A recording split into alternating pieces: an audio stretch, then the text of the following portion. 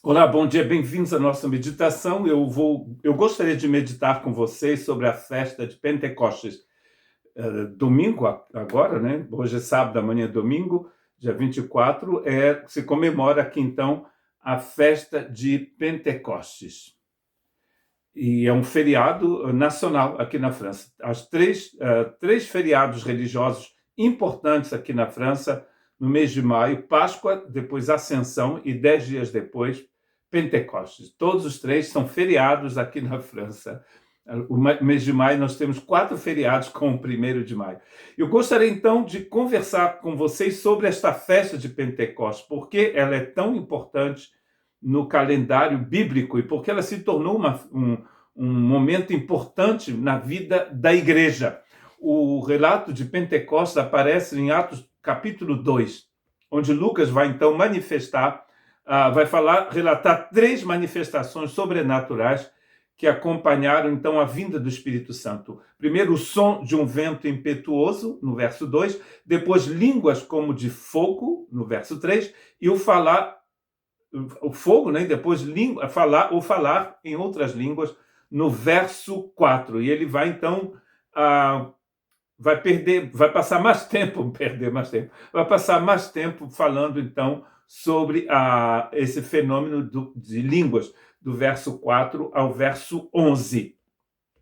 A festa de Pentecostes era uma festa da colheita, ou do trigo, da cevada, e é uma das festas mais importantes do calendário judaico, com Páscoa e Tabernáculo.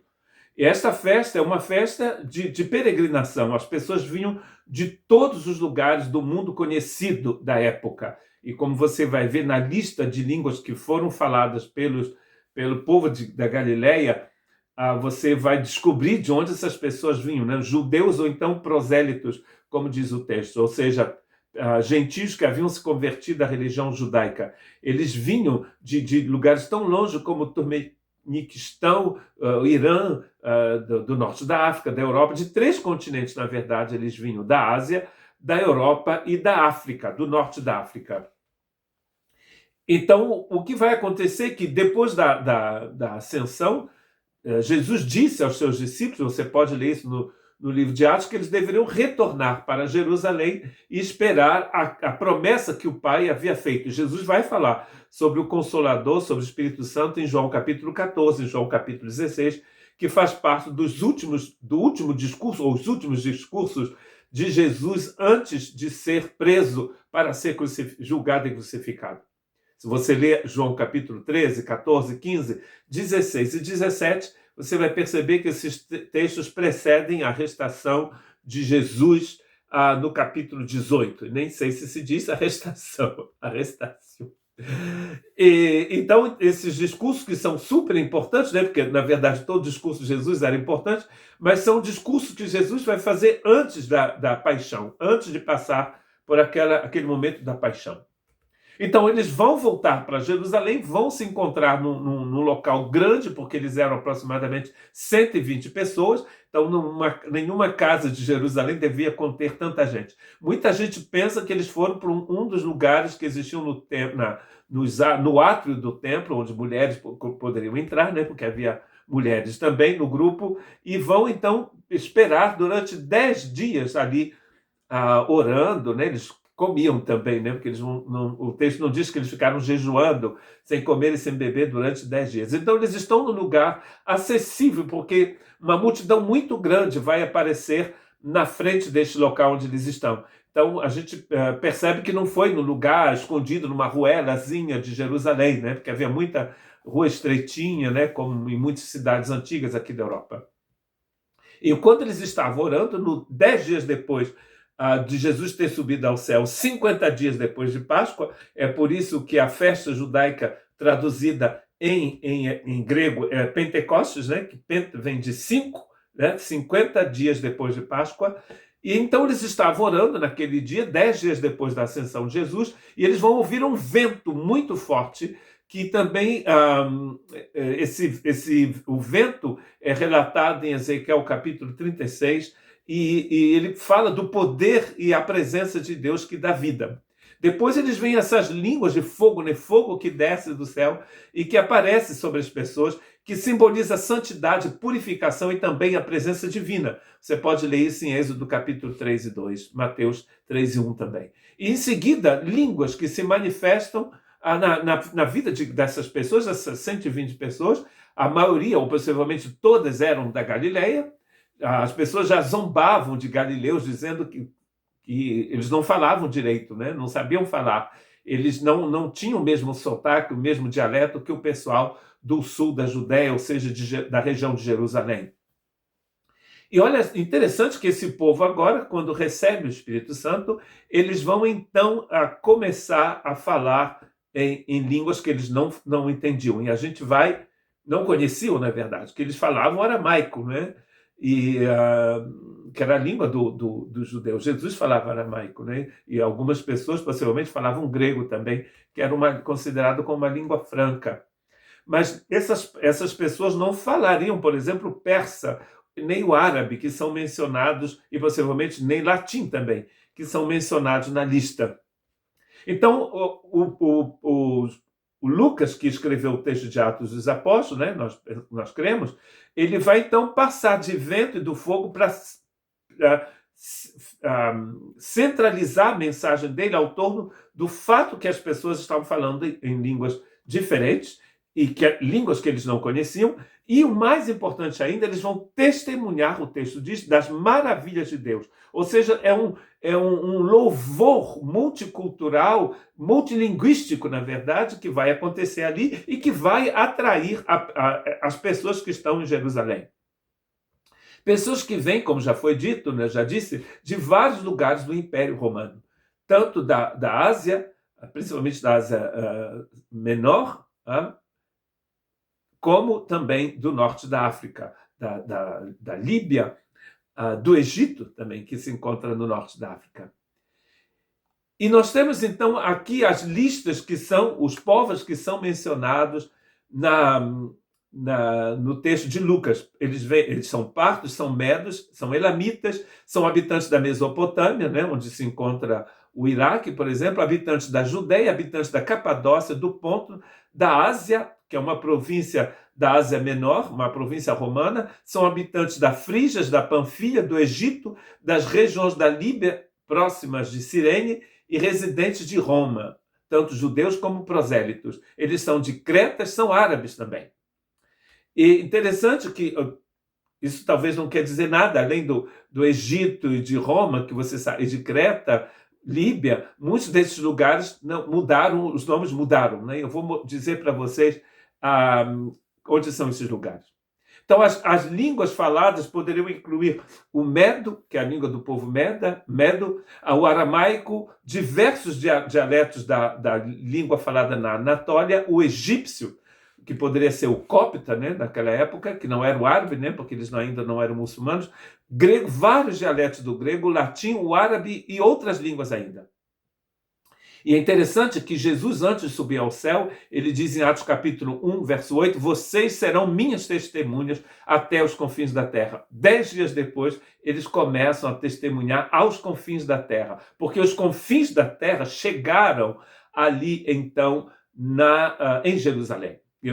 Em outras meditações da semana passada, eu falei para vocês sobre o caminho de Compostela, que a gente faz aqui 2 vezes por ano. O caminho passa no meu vilarejo aqui no País Basco. E interessante que quando você chega em Compostela, você ouve tudo quanto é língua.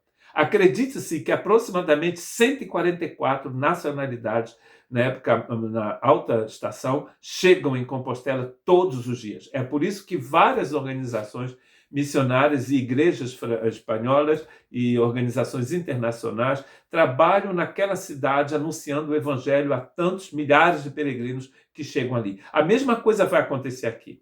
Olha que interessante que Deus decidiu que seria exatamente naquela festa, cheia de gente de tudo quanto é canto, que ele ia enviar o seu Espírito Santo. Deus é um Deus de estratégia, né? Deus não fez isso, vou fazer no dia dessa festa, porque não sei mais que dia que eu vou fazer. Não, Deus desde a eternidade havia decidido que ele enviaria o seu Espírito no dia da festa de Pentecostes. Essas regiões, traduzindo para vocês em regiões de hoje, a pátria seria seria o nordeste do Irã, sul do Turcomenistão e norte do Afeganistão. A Média seria o noroeste do Irã, o Elão seria o sudoeste do Irã, então muita gente do Irã, e a Mesopotâmia seria então partes do Iraque, da Síria e da Turquia. Então havia gente também da Judéia, que seria Israel e os territórios palestinos, e a Capadócia é o centro, fica no centro da Turquia, o ponto é o norte da Turquia, na costa do Mar Negro. A Ásia, que é citado como Ásia província romana, seria o oeste da Turquia, seria a região de Éfeso, Esmirna, as igrejas que aparecem no livro de Apocalipse. A Frígia seria o centro-oeste da Turquia. A Panfilha seria, então, o sul da Turquia, na costa mediterrânea da Turquia. O Egito, você sabe onde fica, no norte da África. A Líbia também, no norte da África. Então, nós temos também Roma, que seria a Itália de hoje, Creta, que é uma ilha grega, né, do Mediterrâneo, e a Arábia, que seria, então, a Arábia Saudita de hoje, a Jordânia e outras regiões da Península Arábica, que é citada, então, no livro de Atos, em Atos capítulo 2. Então, você percebe que a gente está bem longe aqui da Palestina ou de Israel. São países bem longínquos de Israel, distantes tanto para o norte quanto para o oeste quanto para o leste. E é interessante que representantes destes países estavam em Jerusalém e vão ouvir a mensagem das maravilhas de Deus proclamadas pela boca de gente da Galileia que mal falava a língua que era falada naquela época. Então, o que mais interessa a Lucas aqui é o resultado, então, desse louvor, dessa adoração espontânea naquele dia ali, durante a festa de Pentecostes. Porque é o que vai atrair pessoas para aquele local onde eles estavam. Os discípulos então estão reunidos, há um som de um vento impetuoso que vai encher a casa onde eles estão, línguas de fogo, né? Fogo vai aparecer sobre a cabeça de cada um, todos são cheios do Espírito Santo e começam a falar em outras línguas, que são as línguas que eu mencionei para vocês.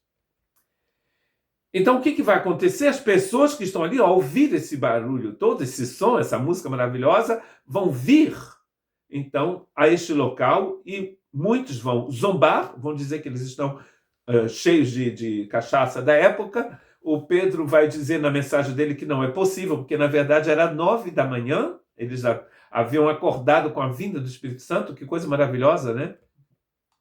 E Pedro então vai pregar. É a explicação de Pedro que é interessante neste texto, porque você vai encontrar esta mensagem de Pedro em outras partes de Atos dos Apóstolos. É uma mensagem plenamente, inteiramente centralizada sobre a morte e a ressurreição de Jesus. Então, a obra de Deus aqui desperta muita admiração, mas também oposição. Sempre aconteceu. Jesus prega, as pessoas ficam maravilhadas, algumas ficam maravilhadas e outras blasfemam e dizem coisas abomináveis, como, por exemplo, esse homem está falando através do poder de Satanás. Né? Então, você percebe que quando Deus age, há conversões, né? Admiração, mas também muita oposição. Então, Pedro vai explicar o que está acontecendo. E ele vai dizer uma coisa interessante, que o que está acontecendo aqui é um cumprimento da profecia de Joel, no capítulo 2 do livro de Joel. E Joel vai dizer que nos últimos dias, Deus iria, então, derramar sobre homens e homens e mulheres iriam profetizar, ou seja, iriam proclamar as maravilhas de Deus, porque o profeta é um porte-parole em francês, é um representante de alguém, né? É alguém que vai falar no lugar daquela pessoa. O profeta aqui, então, está falando da parte de Deus. E interessante que ele está dizendo que todos vão profetizar. E foi o que aconteceu. Homens e mulheres proclamaram as maravilhas de Deus. Ele diz, não, esse povo não está embriagado. E ele vai citar a profecia de Joel, quando o profeta Joel disse que nos últimos dias, então, Deus derramaria do seu espírito sobre toda a carne. Interessante. Olha que coisa mais maravilhosa. O Espírito Santo é derramado no coração de 120 pessoas. E Deus está fazendo exatamente o que Jesus havia prometido no livro de João. Eu vou enviar o Paracletos, eu vou enviar o Consolador, que é um tipo de enfermeiro advogado, que tanto vem para te defender quanto para te auxiliar, te curar, te assistir quando você estiver doente. Jesus havia prometido isso, e ele enviou naquele dia. Inclusive, ele disse, antes de partir, ele disse, é importante que eu vá ao Pai, que eu retorne ao Pai, porque retornando ao Pai, eu vou vos enviar o Espírito Santo. E em Romanos capítulo 8, verso 9, está escrito, aquele que não tem o Espírito de Cristo não pertence a Cristo. Então, o Espírito Santo é o Espírito de Cristo. Cristo nos envia o Espírito Santo e ele vem aos nossos corações. Jesus também explicou que o Espírito Santo é quem ia nos convencer do pecado, da justiça e do juízo. E é o que ele está fazendo, até hoje o que ele vai fazer até ao final do final. Porque o Pedro está dizendo que o final dos tempos começou no dia de Pentecostes. Olha que interessante. Aliás, a gente pode até dizer que começou no dia em que Jesus morreu. Nós estamos nos finais dos tempos, já tem 2000 anos. Então, quando alguém falar para você, já ouviu? Não tem muito tempo alguém falando aqui na França, 2026 é o ano dos finais dos tempos. Não, o Pedro já estava dizendo que aquele ano, o ano 30 e alguma coisa da nossa era, já estávamos nos finais dos tempos. Então, Pedro vai dizer que, primeiro, o que está acontecendo é o cumprimento da profecia de Joel, e depois ele vai dizer que Jesus é o Messias prometido. E aí a gente vê a simplicidade profunda da mensagem de Pedro e de todas as mensagens que ele vai pregar no livro de Atos. Jesus foi crucificado, Deus o ressuscitou. E ele vai, inclusive, citar um salmo de Davi, que é muito citado na Bíblia, né? Ele vai falar do Salmo 110, por exemplo.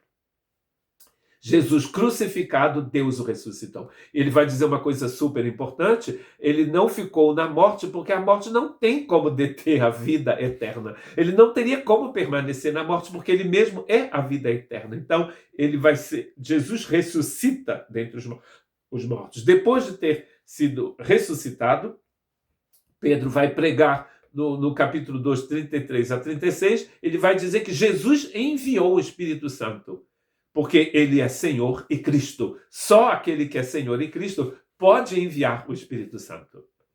Então, Pentecoste é a prova da exaltação de Jesus nos lugares celestiais, nos céus. Ele foi exaltado, não, crucificado, enterrado num túmulo, ressuscitado, subiu ao céu, exaltado e enviou o Espírito Santo. E o Pedro está dizendo, olha só, a prova de que ele foi exaltado é que ele enviou o Espírito Santo. Então, quando as pessoas vão ouvir esta mensagem, eles vão perguntar o que nós temos que fazer. A resposta de Pedro é a única resposta possível. Arrependei-vos.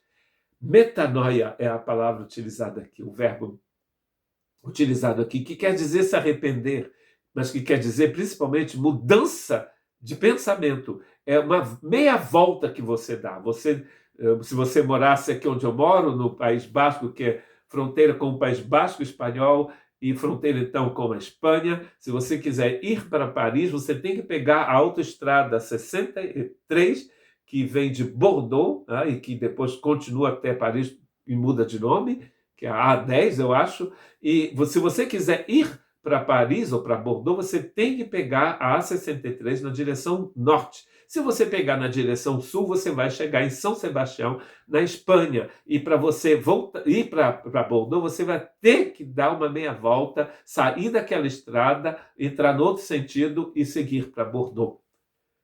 Se você continuar indo ao sul, na direção sul, você nunca vai chegar em Paris. Então Pedro está dizendo, vocês estão indo na direção errada.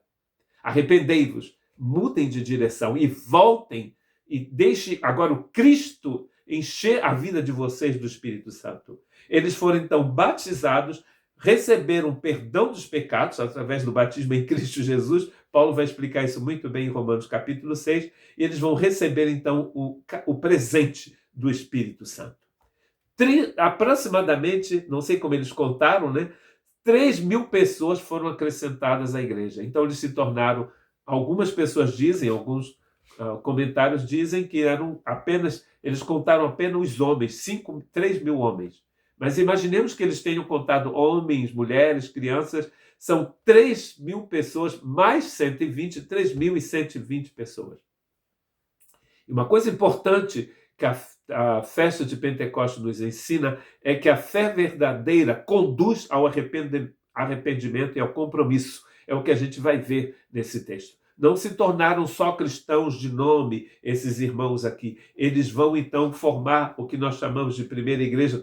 A igreja de Cristo é eterna, né? A gente vê ela a ver também no Antigo Testamento. Mas aqui é um momento histórico em que o Espírito Santo, na história da humanidade, é o primeiro momento em que o Espírito Santo vem e é derramado na vida de homens e mulheres. Não é só para os homens e a mulher. Ninguém pode pertencer a Cristo sem o Espírito Santo.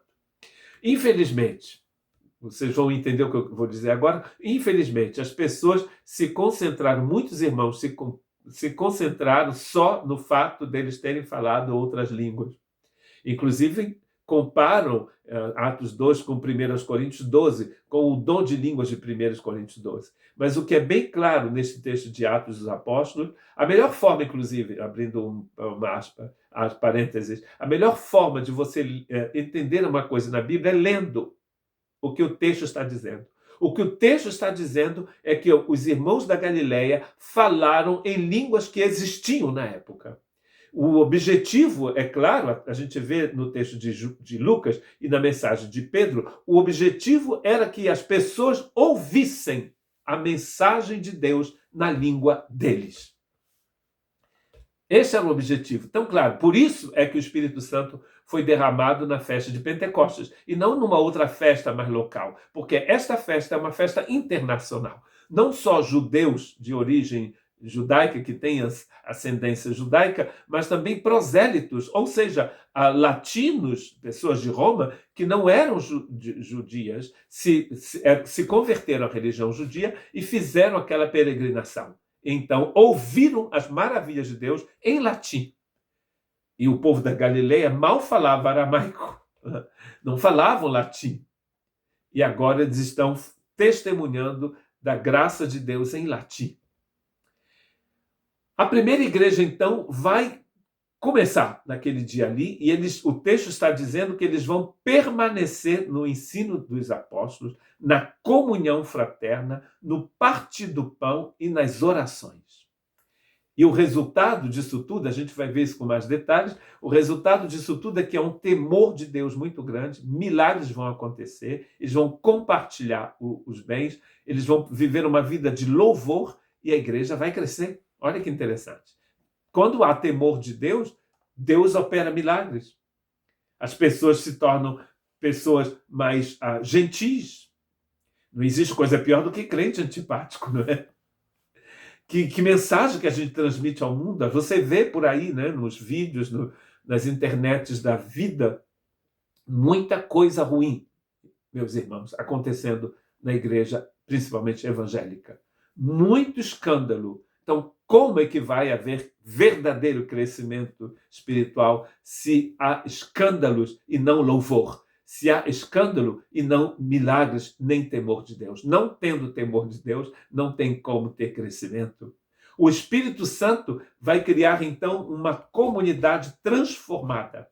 Ela vai se tornar ainda mais interessante a proporção que você lê o livro de Atos dos Apóstolos. Você vai ver que é um momento, Deus vai dizer para este mesmo Pedro que pregou aqui, no capítulo 2, que ele tem que entrar na casa de um romano. Aí a coisa vai ficar diferente, ele não vai querer ir, porque agora não é judeu, nem prosélito, é romano, pagão. Então ele não vai querer ir. Deus vai colocar a espada desembainhada nas costas daquele homem e racista, né, que era super racista, ele não podia nem meter o pé na casa de um romano, ele vai entrar na casa do romano, vai anunciar o evangelho, os romanos vão receber o Espírito Santo, vão receber nova vida e vão entrar para a igreja de Cristo Jesus. Depois, com Paulo, o evangelho vai percorrer a grande parte do mundo conhecido da época. Então, há um derramamento do Espírito Santo, uma admiração do povo, a explicação, porque é muito importante que haja explicação, não é? Você falar uma língua que ninguém entende, que você também não entende, se não houver explicação, ninguém é convencido e ninguém vai se converter e ninguém é edificado. Paulo vai explicar isso melhor em 1 Coríntios 12. Vai haver, então, conversão e, finalmente, comunhão. Este plano, então, que começa a ver que o derramamento, a admiração do povo, a explicação de Pedro, conversão de 3.000 pessoas e a comunhão, este plano destaca o movimento do Espírito Santo. O Espírito Santo vem, a multidão questiona, Pedro explica, os corações são tocados, a igreja nasce e cresce. Interessante. Vamos terminar, então, com os efeitos. O que vai acontecer é o que Lucas vai descrever no final do capítulo 2, do verso 42 ao 47. Recebereis o poder de Jesus em Atos 1:8, ao descer sobre vós o Espírito Santo. Para quê? Para que vocês possam se amostrar, para que vocês possam dizer, olha como nossa igreja é maravilhosa, olha como tem muita coisa acontecendo, a gente dança, luz daqui, luz dali. Não, vocês vão receber o Espírito Santo para serem minhas testemunhas. E a palavra testemunha aqui é a palavra mártir. Vocês vão ser meus mártires até aos confins da terra. Esta é a mensagem de Jesus. Jesus nos enche do seu poder, do seu Espírito Santo, para anunciarmos as boas novas de salvação. Porque o mundo sem Jesus, minha gente, está perdido, não é? É por isso que nós precisamos anunciar o Evangelho. E, primeiramente, a gente tem que viver. Porque se você não vive, você não tem como anunciar. Interessante que no texto, a palavra diz que o povo de Jerusalém vai ficar admirado de ver o que está acontecendo. Muita gente vai se converter ao ver como os irmãos viviam. Porque se eu falo, né? Que eu falo a beça brasileiro, eu sou franco brasileiro e falo assim mesmo, mas se eu falar e não viver, não serve para nada a minha fala. Não serve para nada. O que vai acontecer então com esses irmãos? Não vão ficar só naquela admiração, né? Oh, que coisa maravilhosa. Não. O texto de Atos vai nos mostrar uma coisa interessante. É que eles vão permanecer na doutrina dos apóstolos. Olha que interessante. Qual é a doutrina dos apóstolos? Os apóstolos não têm Novo Testamento, só têm o Antigo Testamento. A doutrina dos apóstolos é tudo aquilo que eles aprenderam com Jesus. E eles vão transmitir a esses irmãos. O texto do capítulo 2, verso 42, diz que eles perseveraram na doutrina dos apóstolos. Não é só olê, como se diz, né? Não é só musiquinha, dança, louvor maravilhoso. Não tem palavra, porque se não tem palavra, não tem estrutura, a casa vai cair. Você precisa conhecer as Escrituras, precisa conhecer a doutrina dos apóstolos, como diz Lucas aqui no capítulo 2 de Atos, no verso 42. O primeiro efeito da ação do Espírito Santo é a sede da palavra de Deus. Uma igreja cheia do Espírito Santo é uma igreja que ouve, que estuda e que pratica os ensinamentos de Cristo. Porque se a igreja é cheia do Espírito Santo e não ama a Deus, não ama a sua palavra, é porque possivelmente ela não foi cheia do Espírito Santo. O Espírito Santo coloca em nosso coração o desejo de conhecer a Deus. Uma igreja que ama também, o que Lucas vai nos dizer no verso 44, todos os que criam estavam juntos e tinham tudo em comum. Eles estavam juntos, ao ponto que isso vai servir de grande testemunho para as pessoas de Jerusalém. O Espírito Santo produz amor fraternal. Os crentes cuidam um dos outros, compartilham seus recursos e vivem uma verdadeira koinonia, que é o termo utilizado aqui, uma verdadeira comunhão. Estão juntos ali. Estão juntos no ensino da palavra, na aprendizagem da palavra de Deus, que é chamado aqui de ensino dos apóstolos, e eles vão permanecer na comunhão. O texto seguinte, verso 47, diz que eles estavam louvando a Deus. Uma igreja cheia do Espírito Santo é uma igreja que adora a Deus, não só durante o culto, né, minha gente, mas dentro do carro, na fila do banco, não é mesmo? Na praia, em todos os lugares que ela estiver, porque a igreja de Cristo é a igreja de Cristo todos os dias, de segunda a segunda, não é mesmo? A gente geralmente tem a tendência de achar que a gente é só crente, só cristão, quando vai à igreja. A gente é cristão a vida toda, senão a gente não é. Louvando a Deus. A gente percebe que é um louvor contínuo, não é só uma vez assim.